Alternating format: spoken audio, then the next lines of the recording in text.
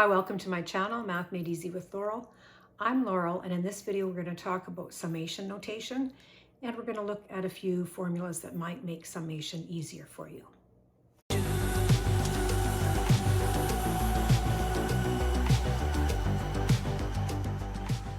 Let's take a look at an example of summation notation.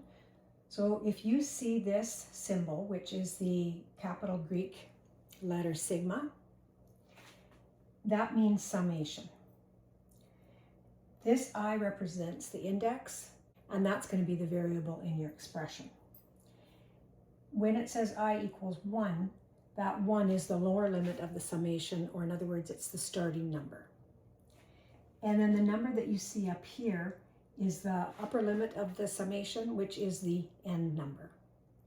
So in this example, if it says the summation of I from I equals 1 to 20, that means we start at 1. Summation means adding, and then we go to the next number. So the next number is 2, next number is 3, and so on, all the way up to 20. So that's telling us to sum all the numbers from 1 to 20. And that sum is equal to 210. Sometimes you'll see an n for your upper limit instead of an actual number. In that case, we're going to write the sum, but we're not going to know what our n number or our final number is, so we leave it as n. So we start off the same way. Our first number is 1, plus 2, plus 3, and so on, up to our final number, which is n. Let's look at some more examples to get more comfortable with this notation. In our next example, it says find the summation of a sub I from I equals 1 to n. So that means a and our first I will equal a 1, so a sub 1, plus, then our next I will be 2, so a sub 2 or subscript 2. Next one is a sub 3, and so on, up until our final number, which we don't know. We're going to represent that with an n, so we'll write that as a sub n. Our next example says find the summation of I cubed from I equals 1 to 5. Again, putting our first number in our function, so 1 cubed, then 2 cubed, then 3 cubed, 4 cubed, all the way up to our final number of 5 cubed. When we cube each of these numbers, we get 1 plus 8 plus 27 plus 64 plus 125.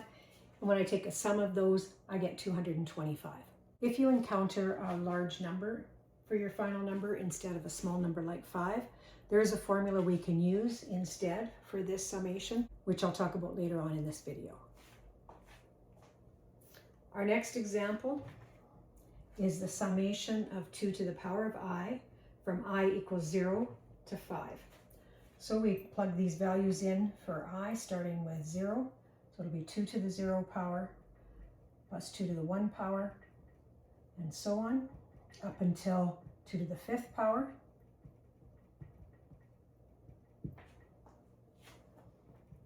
Two to the 0 is 1, 2 to the 1 is 2, 2 squared is 4, 2 cubed is 8, 2 to the 4th is 16, and 2 to the 5th is 32. And that summation is equal to 63. The next example asks for the summation of 4i minus 1 from I equals 1 to 6. So we put a 1 in first, so 4 times 1 minus 1.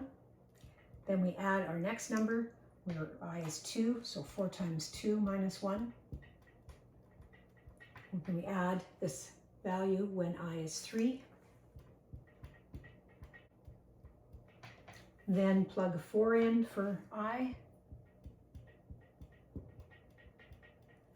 And a 5. And lastly, we put a 6 in for I. Now we can calculate each of these separately. Here's 4 times 1 minus 1 is 3. 4 times 2 minus 1 is 7, and so on. So we get our 6 numbers that way, and then add them to get 78. Our next example, we're finding the sum of 1 over 2 to the power of I from I equals 1 to 4. So we start off with I equal to 1. So we have 1/2 to the power of 1 plus 1/2 to the power of our next I value is 2. And we continue on until we get to our last I value, which is 4. So we have 1/2 plus 1/2 squared is 1/4 plus 1/2 cubed is 1/8 plus 1/2 to the 4th power is 1/16. And now we're going to add these. We're going to keep it in fraction form. Our lowest common denominator is 16. So we have 8/16 plus 4/16 plus 2/16 plus 1/16, which is equal to 15/16. Now let's take a look at some special formulas that might help you do these calculations, especially when your final number, your upper limit, is quite high. So our first formula is the summation of C from I equals 1 to n. And you'll notice there's no I or variable in this expression. C represents a constant. So an example of that would be this. The summation of 2 from I equals 1 to 5. So what we're adding is that constant 1 time, then 2 times, then 3 times, 4 times, up to our final time, which is 5. So notice we're adding 2 5 times, which is the same as 2 times 5. So therefore our formula will just be this constant times the number of times you add it to itself. The next formula that we're going to talk about is if you're asked to find the summation of I from I equals 1 to n, and that will be equal to n times n plus 1 divided by 2. The example that we did at the beginning of this video was this particular example where I added up all of those values, 1 plus 2 plus 3 plus 4 and so on. This time I'm going to find that value using our formula. So in this case, n is 20. So I plug that into our formula. So my sum should be equal to 20 times 20 plus 1 divided by 2, which would be 20 times 21 divided by 2, which is 10 times 21, which is 210. And that's the sum that we found when we added 1 plus 2 plus 3 and so on up to 20. This formula makes finding that sum much quicker and easier. The next formula is if you have the summation of a constant times I from I equals 1 to n. And what we can do with a constant is we can pull that out front of the summation, so that will be equal to C times the summation of I. So there is a property with summation that allows us to do that. So we know what this is equal to from our previous formula. It's equal to n times n plus 1 divided by 2. So let's take a look at an example. So if I had the summation of 4 times I from I equals 1 to 5, it's the same as this function. So we can just plug into our formula. So C in this case is 4, and n in this case is 5. So 4 times n, which is 5, times n plus 1 for 2. Let's put this 4 in the numerator. 4 times 5 is 20. Let's divide that by 2 and get 10 times 5 plus 1, which is 6. 10 times 6, which is 60. In this next example, we're going to break this up. Our summation rules tell us we can do that. So it's going to be the sum of 4i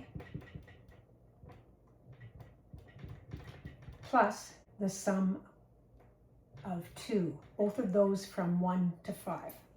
So the rule that we're going to use is our previous rule. So this will equal 4 times n, which is 5, times n plus 1 over 2. And the summation of a constant will be that constant times our upper limit, which is 5.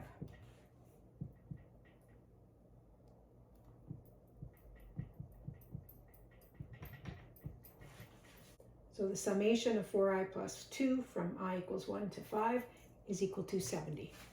Our next rule is the summation of I squared from I equals 1 to n, and that's equal to n times n plus 1 times 2n plus 1 divided by 6. Let's take a look at an example. So in order to find the summation of I squared from I equals 1 to 7, understand that n is equal to 7, and we plug that into our formula. So 7 times 7 plus 1 times 2 times 7 plus 1, all divided by 6. So that would be 7 times 8 times 15 divided by 6, and that works out to 140. We could always check that. We could always manually find it. So 1 squared plus 2 squared plus 3 squared and so on, up to 7 squared. And you'll find that you get the same result. Our last rule is the summation of I cubed from I equals 1 to n. And the formula can be written a couple of different ways. One way that you could see it is n squared times n plus 1 squared over 4. Or you might see it as n times n plus 1 over 2, the whole thing squared. Those are equal. Let's take a look at this example. We did it earlier in the video. The summation of I cubed from I equals 1 to 5. We did it longhand or manually. Now we're going to do it using our formula where n is equal to 5. So it will be 5 squared times 5 plus 1 squared over 4. So 25 over 6 squared divided by 4. And that works out to 225, which is the same result we got previously. So hopefully you have a better understanding of what this symbol means and how to calculate it and how to use these formulas if you encounter some of these functions.